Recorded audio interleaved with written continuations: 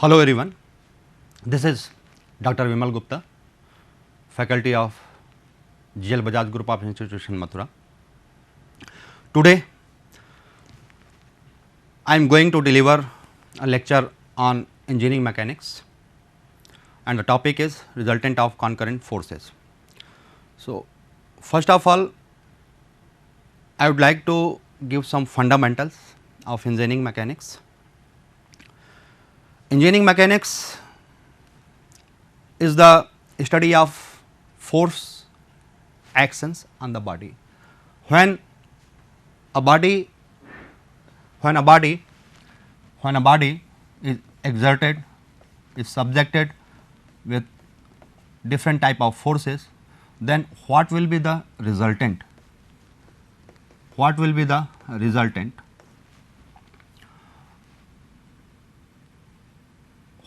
Where this body will move, what behavior within this body will happen, that type of study is termed as engineering mechanics. So, engineering mechanics is the study of force actions. Here I have written as action because force can be a pull, can be a moment, can be a couple, and based on the resultant, body can be either at rest or can either be at rest or at motion. If body is at rest, then the branch of mechanics, engineering mechanics is termed as statics, and if the resultant causes the motion, then it is dynamics. This branch of engineering mechanics, statics, is further divided into two segments: statics of rigid body and second one is statics of deformable bodies. This is called as strength of materials.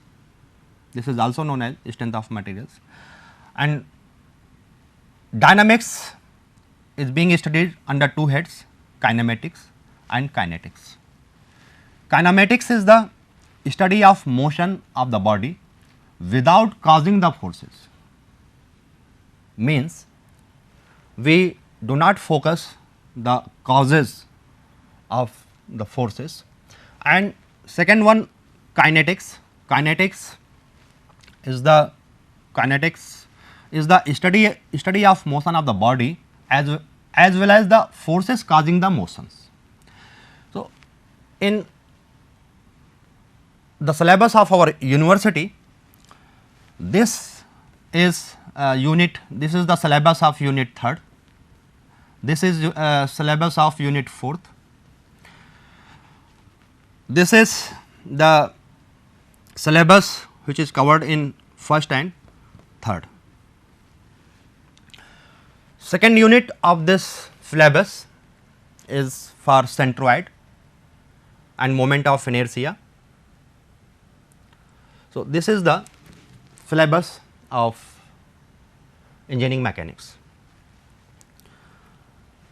Now, I would like to introduce what is the forces, what are the different type of the forces. Force, we know it is the action which are responsible to cause the motion in the body. It can be divided under body forces or it can be contact force. This is the first category of the forces. Body force is the force which is caused by the gravity, and contact force, these are the force which are being produced when two different subject, when two different objects contact with each other. For an example, in this figure, two blocks, this is block 1, this is block 2, weight W1 and weight W2. W1, due to gravity, this force, this force W1 will act perpendicular downward, and similarly weight of this block W2 will act perpendicular downward. Therefore, W1 and W2, these are the natural force, and they are W1 and W2, these are the body force. And contact force are friction force. What are the friction force? In this figure, this block is being pulled by this force, P is equal to 50 Newton, and both blocks are attached with this string. If this force P is equal to 50 Newton exceed the value of mu r, then motion will take place in this direction.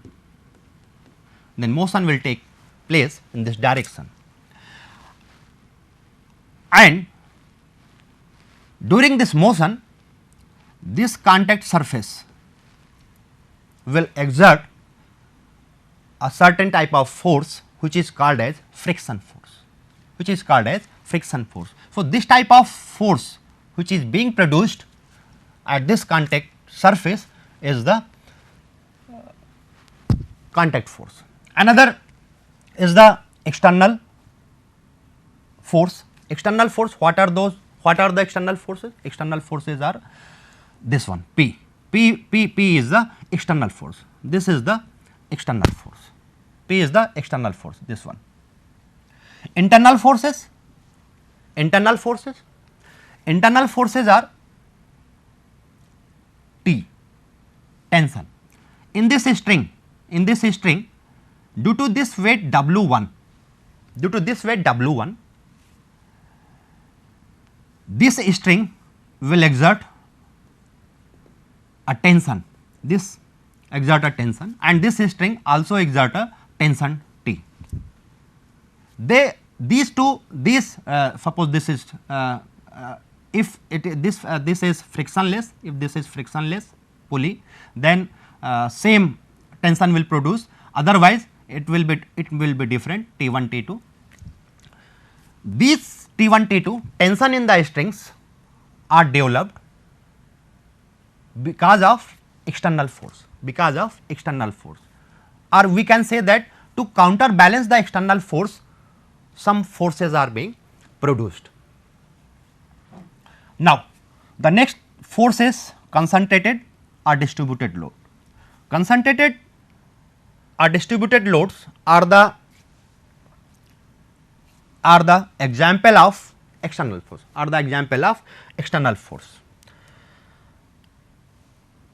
External force, if external force are concentrated, if external forces are concentrated at a single point, like this, W1 is concentrated at point A, W2 at point B, W3 at point C, W4 at point D. This example, this shows that this distribution of the external force is termed as concentrated or point load, and if the external force is uniformly distributed up to some area, in this figure it is AB, external force is divided. It can be uniformly divided, it can be in triangle form, or it can be in any type of curve may also be there. So, depending upon the distribution, we have three type of forces which are being considered in engineering mechanics. Now, force system. Force system, these three type of forces can be either coplanar or non-coplanar. If the forces lies within a plane, then they are planar, and if the forces are in different frame, that then it will be non-coplanar. Coplanar forces, it can be concurrent, it can be non-concurrent. Non-concurrent again divided into two parts, parallel and general. These are this figure shows the example of the force system. This one is the example of concurrent forces. This is the collinear force, and this is also concurrent force, case of concurrent force. Why it is case of concurrent force? It is concurrent because the line of action of force F1, F2, F3, F4, it is intersecting at the same point here, that is why they are the concurrent. Parallel forces, if the line of action of the forces, different forces F1, F2, F3, F4 shown over here are parallel with each other, then it will be the parallel forces. Non-coplanar space forces will be covered under this system. Now, the next thing is the calculation for the resultant.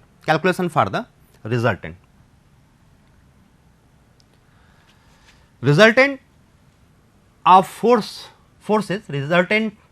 forces can be calculated with the help of parallelogram rule or triangle rule or polygon rule. If all type of forces, suppose F1, F2, F3 are acting at a point, means for this is the for concurrent force, we can apply either parallelogram, we can apply either triangle or polygon. Parallelogram rule states that if two forces, here vector A, because force is a vector quantity, that is why vector A can be known as force F1, vector B as force F2. So, if the forces are represented by adjacent side of the parallelogram, then the diagonal of this parallelogram passing through the point of action of the forces will represent the resultant. Similarly, triangle rule states that if two side of triangle are represented by the force F1, F2, here it is vector A, vector B, then the last side of the triangle in reverse direction represents the triangle rule. Parallelogram and triangle rule is applicable for only for two forces. If number of forces acting at a point are more than 2, then we use polygon rule. In this figure, vector A, vector B, vector C, vector D means 4 type of forces are acting at a point, and the resultant can be obtained by the polygon rule. What is the rule? Rule is simple. This vector is added by this vector B, means the head of the vector A and tail of the vector B, here vector A, vector B, vector A head and tail, and the angle alpha, this one. Similarly, another force C, this is, and this angle beta from horizontal. Similarly, next force D, angle this one is gamma, and the head, the head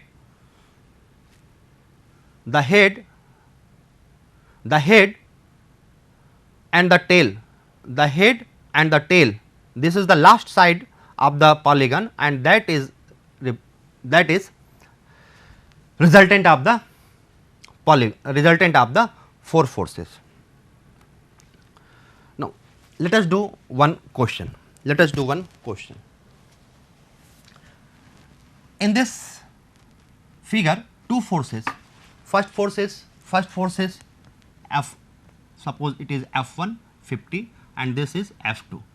Two forces are acting at a point, and the angles from the horizontal for F1 is 15 degree and 13 degree. We can calculate the resultant with the help of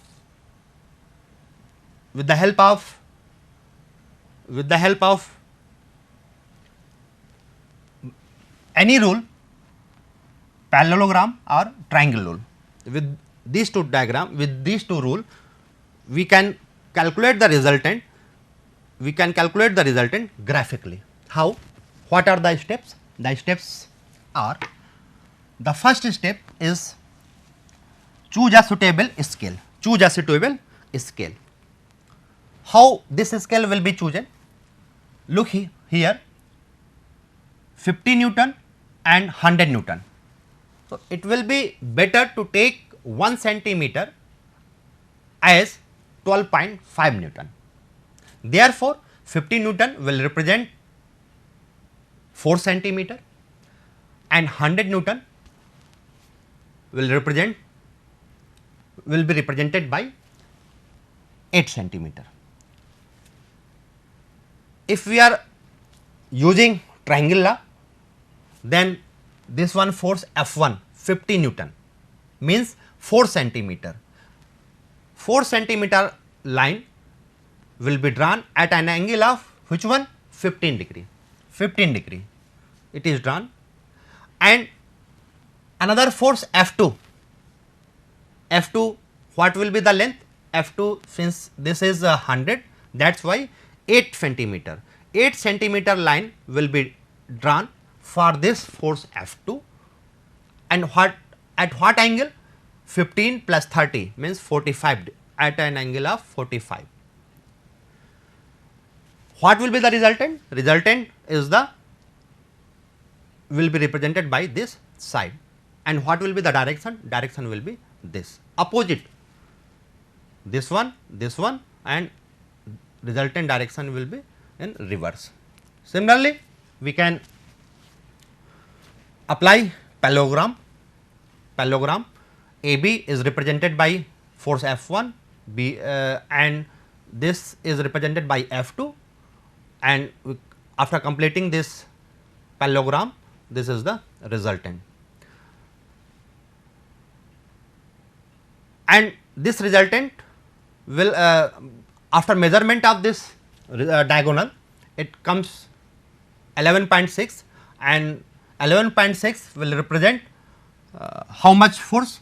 145 Newton, and the direction theta x, that is 35. We can measure this.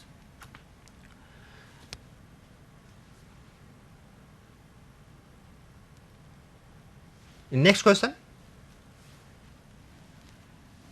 resultant of two forces in plane is 800. Two force. One of the force is 160 Newton at 30 degree. One force F1, this one force is 160 Newton at 30 degree. Determine the missing force. What is given in this question? This one is given to us, and this one given, and this one is given to us. We have to calculate another force F2, that we need to calculate. So, with the help of geometry of triangle, we can calculate it very easily. So, what will be the step? Step will be, first step will be the selection of a scale. Here we can choose 1 centimeter for 100 Newton force. 100 Newton force can be represented by 1 centimeter. So, 800 Newton will be by 8 centimeter and 160 1.6. So, make this AB line inclined at 30 degree and make this resultant AC of 8 centimeter and complete this triangle BC, measure the line of BC, and BC will be the force F2 which is missing, and we can find out the, we can measure the angle.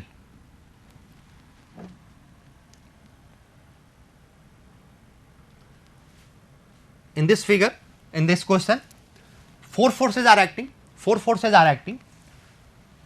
150, 200, 80 Newton, 180 Newton is acting at a point, and we need to calculate the resultant. Since 4 forces are acting, that's why we need to apply polygon rules. So, with the help of the polygon rule, this one is F1, this is for F2, F3, F4, F4, and this is the resultant. Using suitable scale and the angle shown here, we can calculate.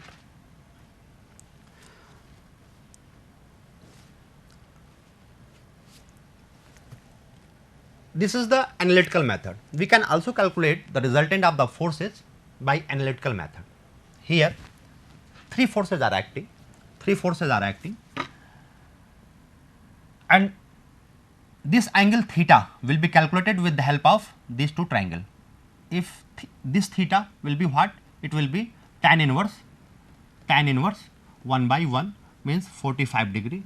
Similarly, this angle can be calculated with the help of the slope given over here.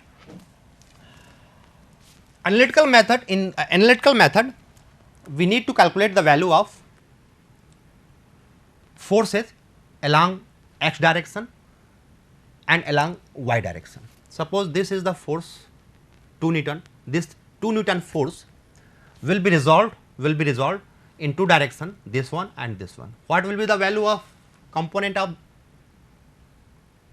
this force? This force will be 2 Newton, 2 into cos 45, this is 2 into sin 45. Similarly, this force 15 Newton has been resolved in this direction, this one and this one. This one value will be 15 cos, this one angle 63.435. It will be calculated by this value of slope. Similarly, this force has been resolved in this direction and this direction. Value of, after resolving the forces, value of sigma fx and sigma y will be calculated. Summation of all forces along x direction, x is this direction and y is this direction. Therefore, this is the positive direction, this is the positive. If any force is acting in this direction, then it will be taken as negative. Similarly, it will also be taken as negative. So, value of fx for this force, this one 2 sin 45 1.414, this is positive. Downward, this one is negative, represented over here. This is also negative, represented by negative sign, and the value is minus 6.875, it is in downward direction. Fx is being calculated, this is positive 1.414 positive, 6.708 it is positive, 4.743 it is negative, and the summation is 3.379, and it is, since it is positive, then that is why it will act in this direction, and since this is negative, and that is why Fy is acting in this direction. Now, with the help of these two numerical value, we can represent the component in this direction and in this direction, and the resultant will be the diagonal of this rectangle, and the value of this resultant can be calculated by under root of sigma f x square plus sigma f y square, and the value can be calculated by this. And theta angle, this angle will be what? This angle will be what? Tan theta, the ratio of this is f y and this is f x, ratio of f y and f x can be calculated, and it is 2.035 from here. If we are calculating, if we are required to give this value theta x, means inclination of angle from horizontal. So, today we studied about the resultant of this type of forces, concurrent type of forces. In next class we will calculate the resultant of forces for non concurrent type of forces. In case of distribution of the force, if the force is distributed from A to B, then what will be the value of the force? Value of force will be intensity into length, W is the intensity into length. And what will be the point of action? Point of action, it will act at the midpoint of AB, In case of triangle, what will be the magnitude? Magnitude will be the area, half into W into length. And the point of action will be the CG of this triangle. We know that the CG of the triangle is if it is AB, then it is from here it is 2 by third of AB. So, these are the point of distribution of forces. So, it will be used in our next class, that has been told to you. Okay. Thank you.